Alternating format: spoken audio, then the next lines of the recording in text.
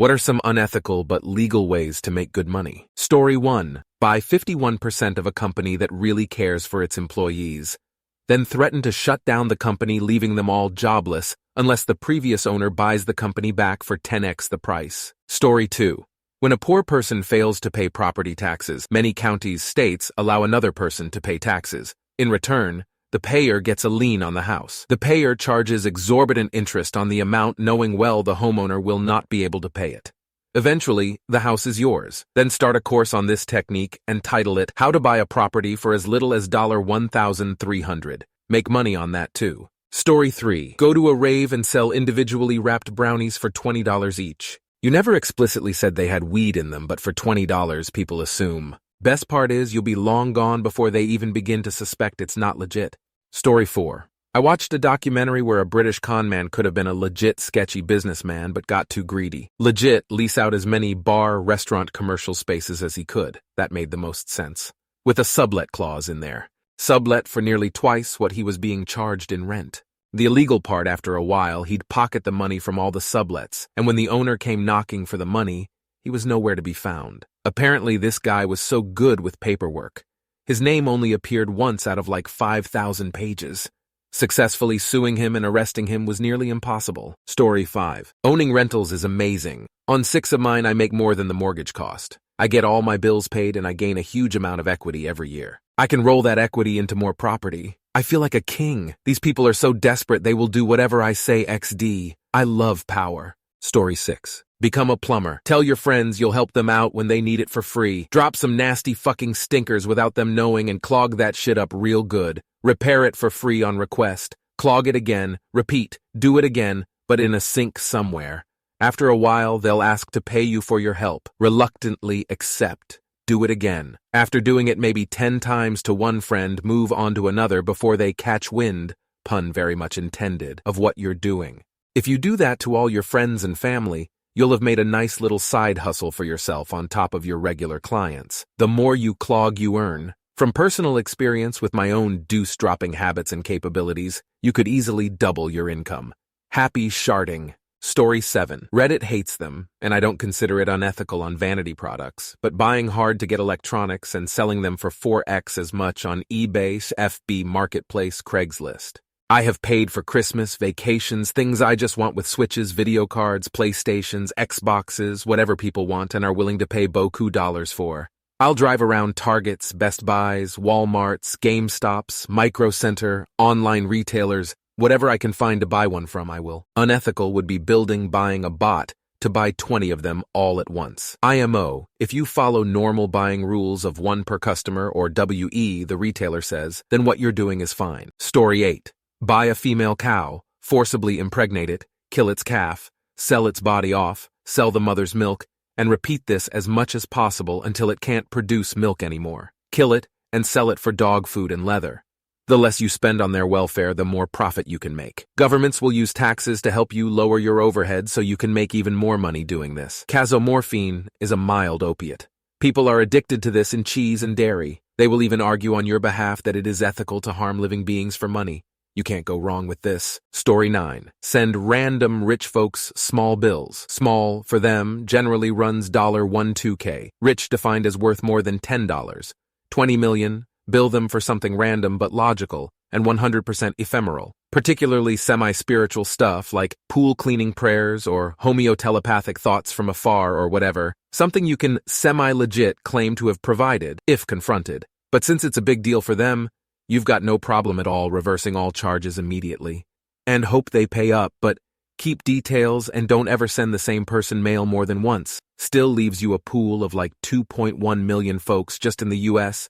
At an average of $1.5 thousand you could make as much as $500K / you're basically forever.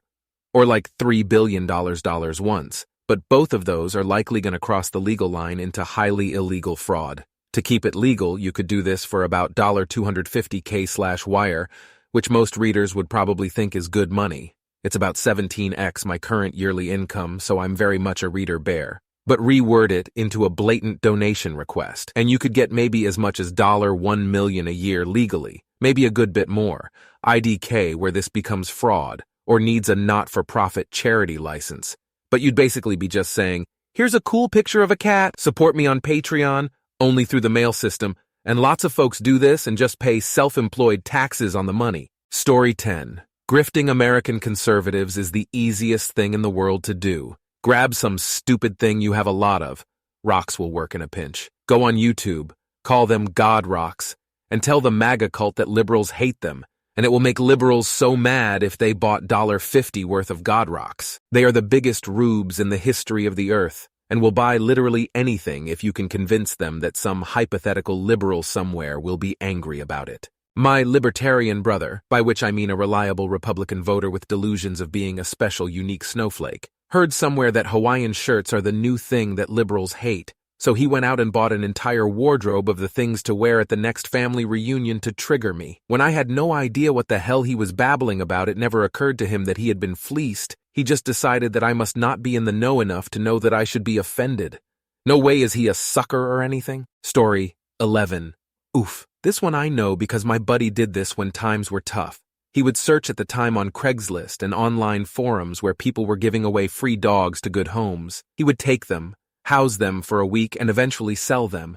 Story 12. This was a while ago, but a guy I knew wrote a program that would mark business web domains that were about to expire, then buy them the second they did. Like 1 second after midnight. Then he'd call the business and ask if they'd like to buy the domain back from him. After writing the program, there was almost no work involved. I don't know if the tech got smarter and this doesn't work anymore, but he made lots of money back then. Like buy houses and boats level money. Story 13. Not in developed countries, but in underdeveloped or developing countries, local non-governmental organizations, NGOs, run programs to build housing, schools, hospitals, and public amenities, programs to educate people, skill building, and vocational training. These NGOs get funding from various organizations from the developed countries, which is millions of USD. Their management cost is almost 40 to 50% of the total cost of the project or program they are running. The NGO management creates very good documentation for the funders that they get more and more grants and funds. The NGO management lives a lavish life, and the beneficiaries are getting something, so no one is complaining. If someone does, the management has ways to tackle that situation. I was an auditor a few years back. That time I realized this business was solid proof profit-making for the management team, since no one cared about complaining about the misuse of funds because the funders were from other countries, and the beneficiaries were not expecting anything from the NGOs since their government was doing nothing for them. So whatever this NGOs were providing, they took it without any questions or concerns. Not all NGOs are bad, but some of them are setting a bad example for the good ones. Story 14. It wasn't a lot of money, but back in high school, the special needs kids would make brownies to sell and raise money for their programs. One brownie was $1. I would buy about 10, maybe even 15 of them, and sell them for $2 each, raising the price as the supply got low up, $2.05 a brownie. I one time auctioned off a single brownie for $23. The school's administration saw me selling them one day and they asked if they were weed brownies. After I explained that they were the brownies they sold, they applauded me for entrepreneurship. My teachers were some of my biggest customers. I easily made over $500 in the 3 years I did this little hustle. I never got in trouble once, and I was voted most likely to be an entrepreneur or a dealer my senior year. Story 15. A guy I used to know a bit was in the business of buying houses cheap, repo auctions and so forth, then selling them to people with bad credit, owner financed. The fine print was he'd take the down payment and the house back as soon as a payment was late, which, given his preferred customer, happened pretty regularly. He did pretty well for himself. Story 16. My brother was a gold coin and bullion telemarketer, and he made a boatload of cash. The fees charged by the company were astronomical, and the price of gold would almost never match the total investment, but people bought anyway. After a year, he decided he couldn't do it anymore, so he quit. I'm not sure if any subsequent job paid him nearly that much, though he was relieved to be out of that business. Story 17. Find a local need that people discover very suddenly, and also need a solution very suddenly. Fulfill that need at a cost higher than what it costs to fill the need, but lower than the competition costs. For example, there are people who make a shitload of money removing boots from cars for a fraction of the price that it costs to get it removed by the booting company. It's completely legal, too. As long as the boot remains undamaged during the removal, You can remove it and drive off. I think the people doing this were charging $1.50 compared to the $200 the boot company charged. Another example, selling umbrellas at parks when it suddenly rains. Umbrellas cost like $10 normally. Sell them for $20. Story 18. Start a business where you show up to funerals dressed all in black with black shades, go up to the casket and just say, "He was a good agent, he will be missed." Just loud enough to be heard by a few people. Say nothing more and get in the rented blacked-out SUV and leave. This would be a prepaid service that not just the one in the casket can get prior, or by another person just to make others think more. You must ensure to say nothing to anyone else there, nor have any badge of any type. Let the onlookers make their own assumptions. Story 19. I'm getting a kick out of all the ridiculous replies like, "Don't listen to that guy. I'll give you 24/7 pleasure for 10 cents a month." Unethical, legal ways to make money? None. Learn a skill that you enjoy doing, get good at it, and use it to make a living, like any productive human, or you don't deserve a good night's sleep. Story 20.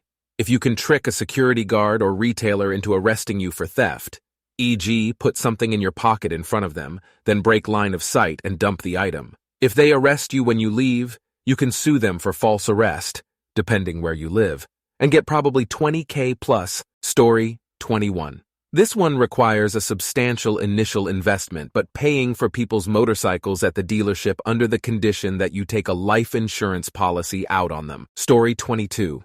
If you are a beautiful woman, post on Twitter that you need a sperm donor, but will conceive the baby natural way, but they had to submit one of those DNA/ancestry tests with their application. Also, don't forget to post your referral link for the test website.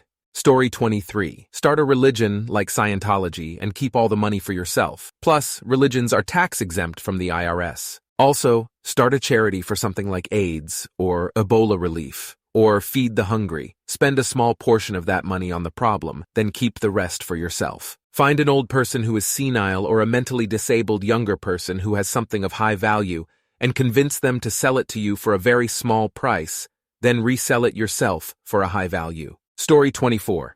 Register a political action committee. The form takes like 10 minutes max. Open a bank account using your FEC hash when they ask you for an SSN or corporate tax ID. Send letters to hateful old people, asking them to help you protect the children because MAGA, by sending you money. Deposit the checks.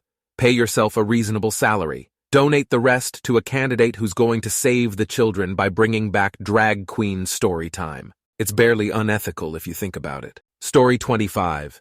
It's pretty long-winded, but start a building company in Australia. Sign a heap of contracts that you know you won't be able to complete in the current environment with trades, people, and materials. Start a bunch of projects so you can keep signing people on. Pay yourself handsomely as a director during the course of taking contracts. As soon as you can't hide anymore that the projects are not going to be completed, you hand the company over to administrators for liquidation.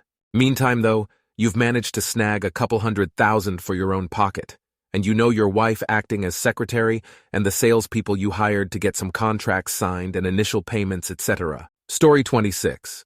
You see it a lot in poorer countries. Harassing tourists, arming them into selling products they don't want. I remember walking around a little market in Cuba, and this young guy was literally crying because I wouldn't buy anything from him. Another time in the Dominican Republic, I had some guy following me around trying to be helpful, lead me to a bank, waited for me to leave, asked me to check out a store in some small market. All of a sudden, I'm surrounded by 5 other guys circling around me trying to intimidate me into buying stuff. I just said my wife and kids were waiting for me and we'd be back later to do some shopping. I'm not the type to be intimidated. I was actually furious and ready to throw hands just thinking that the next person they do this to could be some sweet little old lady. Story 27. If a homeowner defaults on their taxes and can't pay, their county usually issues something called a tax lien certificate. These are sometimes sold piecemeal or in auctions. If you buy someone's tax lien certificate, you're basically paying their tax debt in full. You can then pursue that homeowner for repayment of the debt you paid with interest. If they can't or don't pay you back, you can obtain ownership of their house's title by triggering a tax sale of their house. All proceeds go to you first as repayment. At the least, you get paid from the absurd interest you charge the homeowner. At best, you buy their home for a bargain basement price, then flip it and sell it. Story 28. Investment properties. They're one of the biggest drivers of the cost of living crisis and not only totally legal, encouraged in many circles as the ideal investment option. In reality, you're just denying someone else a chance to own a home and charging them to live on a subscription model because you were lucky enough to buy before the market went up. It's literally climbing the ladder and taking it with you. Story 29. Friends with 3 bouncers who did this and made some good cash. Our state doesn't have legal weed. Read the title. It says Unethical. Worked in a college town. Confiscated weed if they had it in the bar. Another bouncer sold it to a drunk person at double the price. A different bouncer confiscated the weed, gave it to a different bouncer. That bouncer sold it to a new customer. Repeat. We also were all pool sharks and made mad money playing drunk college guys all night to get the next game for the pool table. 2 guys playing, 2 bouncers on break bet if they can beat them, they'll bet $20. They smoke them. They earn $20 and the table. New customers want pool table. They bet, if you can beat us, $1.20 and the table. Bouncers smoke them. They have $1.40 and the table. Story 30. I had a friend who made a lot of money buying cheap supplies from China, India, and then selling them at a huge profit to other business. All she had to do was order the supplies and then switch the shipping label when it got to her door. At first I thought it was slightly unethical, but then I realized it's basically the entire business model for most of the retail industry. Story 31. Don't support these people in the comments trying to sell you their expensive internet courses. For only $1 on my GoFundMe, you can pay to support a useless person in dire need of daily coffee. I will give you absolutely nothing in return. But if you do want something in return, I have a $2 course that has me telling you to not do it and nothing else. Story 32. Not 100% sure on legality.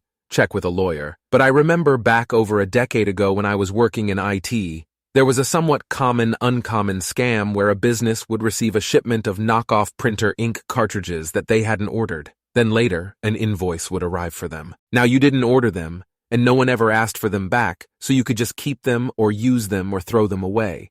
You'd never get sued for not paying the invoice because there's no contract to enforce, but many companies would assume they legitimately ordered something that they had received and pay the invoice. I imagine it's hard to prosecute this as fraud because while it's certainly deceitful, the company paid of their own volition for goods they actually received, even if they didn't initiate the transaction. There's also a related scam that is for sure illegal where you skip the cheap goods part and just spam companies with invoices to see who pays. People have definitely been prosecuted and jailed for that, but IIRC the dollar figures they got were eye-opening.